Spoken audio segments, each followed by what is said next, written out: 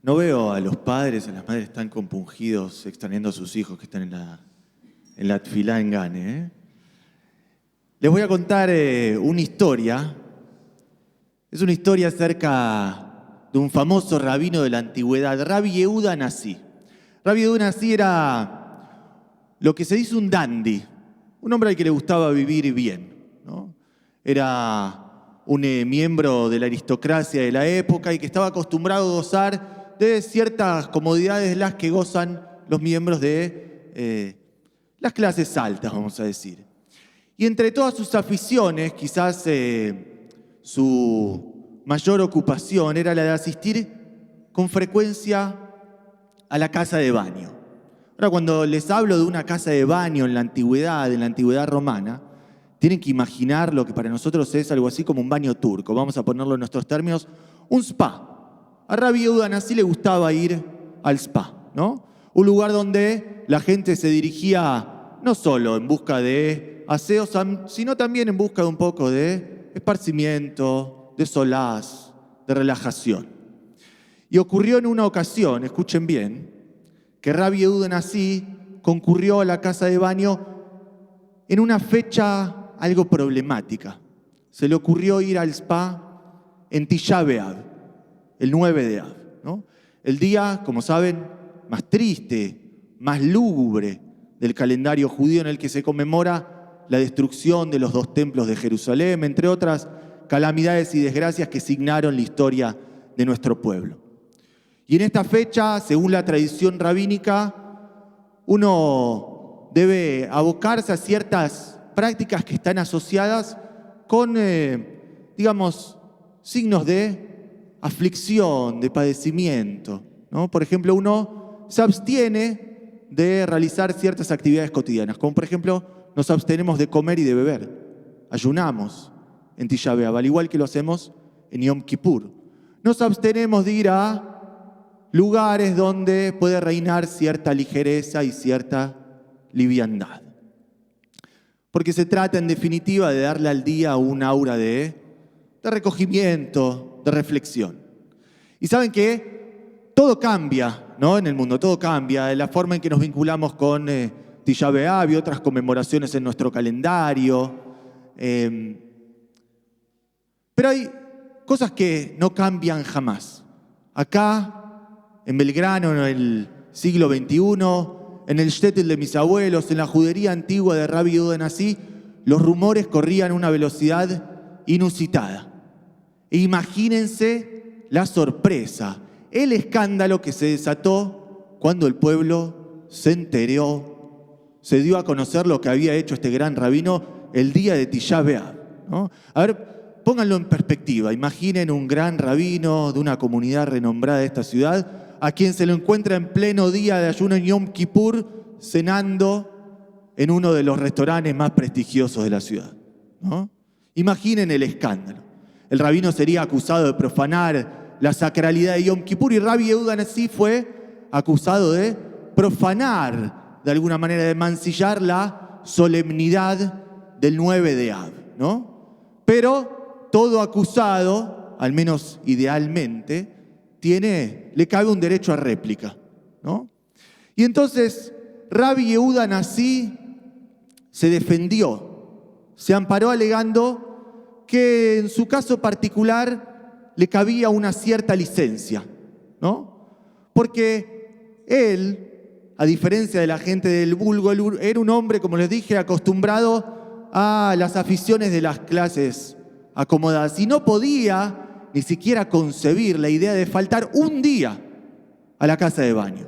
No podía tolerar la incomodidad de no asearse, de no asistir al spa un día al año. Y el escándalo pasó, los rumores se apaciguaron, Rabbi Yehuda Nasi volvió a sus ocupaciones cotidianas, el pueblo también retornó a sus tareas ordinarias y pasó Tisha B'Av, como pasó Tisha B'Av el 9 de Av también para nosotros. Porque como saben, conmemoramos la semana pasada, tras la conclusión del último Shabbat, el 9 de Av en nuestro calendario. Y mientras lo hacíamos, mientras con recogimiento conmemorábamos Tisha B'Av, no pude evitar pensar cuán parecidos somos todos nosotros, sin excepción, al protagonista de la historia que les acabo de relatar. Se preguntarán por qué. Porque al igual que él, alguien acá está muy emocionado escuchando la historia de Rabbi Yehuda Hanassi, muy emocionado. Yo sabía que les iba a gustar.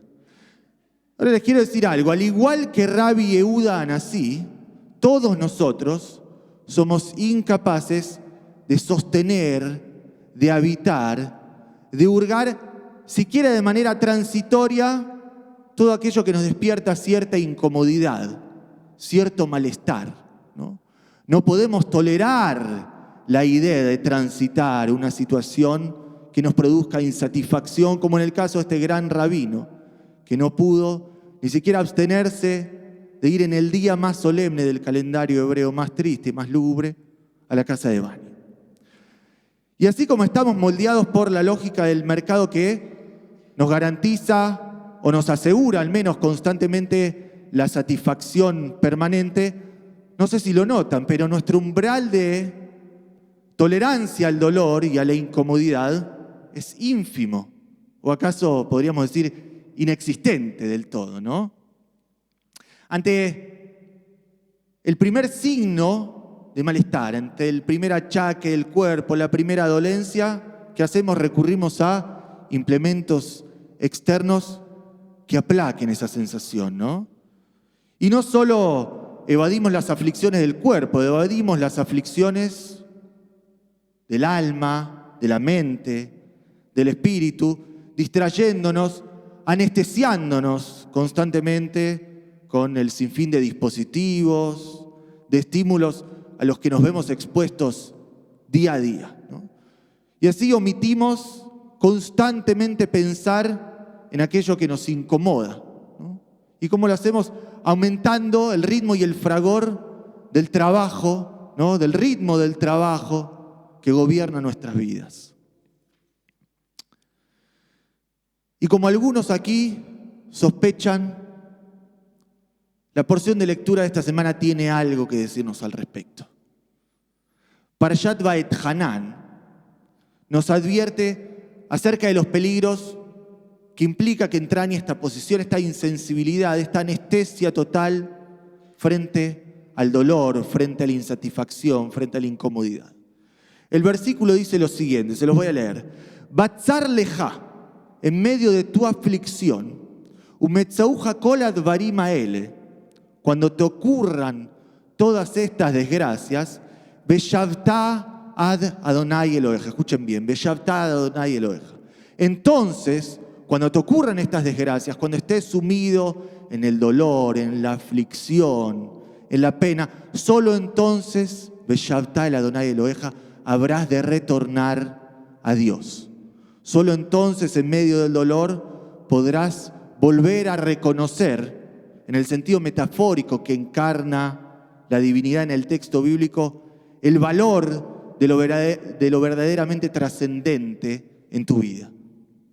Y yo sé que todos pasamos en los últimos años por un profundo dolor que no queremos recordar mientras vamos saliendo de la pandemia. Porque durante estos años, durante toda esta época, que se nos hizo larga, sufrimos pérdidas indecibles, ¿no? Durante la pandemia perdimos seres queridos intempestivamente, fuera de término. Algunas de nuestras relaciones más añoradas en la simbiosis del confinamiento se nos enredaron, se nos enrevesaron del todo. Algunos vínculos incluso hasta quedaron truncos o se transformaron de manera tal que todavía no sabemos qué hacer con ellos. No sabemos cómo reconstituirlos, no sabemos cómo recomponerlos. Y no solo la pandemia nos golpeó también la incertidumbre diaria, ¿no? Las inclemencias de la incertidumbre económica a las que nos vemos todos sometidos. Pero yo les quiero decir algo. Cuando estos dolores, cuando este estado de confusión, generalizado nos gane, cuando este estado te gane. No lo hagas a un lado, no lo ignores, no lo evadas, no lo pongas debajo de la alfombra, como se dice. Esos dolores a veces hay que abrazarlos, hay que reconocerlos, porque esos sentimientos están ahí, van a estar ahí por lo menos durante un tiempo. Y acá está la clave, en el tiempo, en la temporalidad. Porque la aflicción, el dolor, al menos en su estadio más elevado, no es permanente, es transitorio, es temporal. Porque como dice el versículo que compartimos hace unos minutos, nadie, pero nadie, se los aseguro, vuelve a sí mismo, vuelve así antes de internarse en su propia sombra, en su propio dolor, en su propia aflicción. Nadie vuelve a encontrarse, a hallar aquello que le infunde un verdadero sentido a su vida sin antes haberse extraviado en el camino. Y mientras, poco a poco, nos vamos volviendo a encontrar con nosotros y con los otros, quiero que recuerdes que este camino, sus sinuosidades y sus extravíos, cuando necesites un compañero, lo transitamos juntos. Shabbat Shalom. Vamos a ponernos de pie, por favor.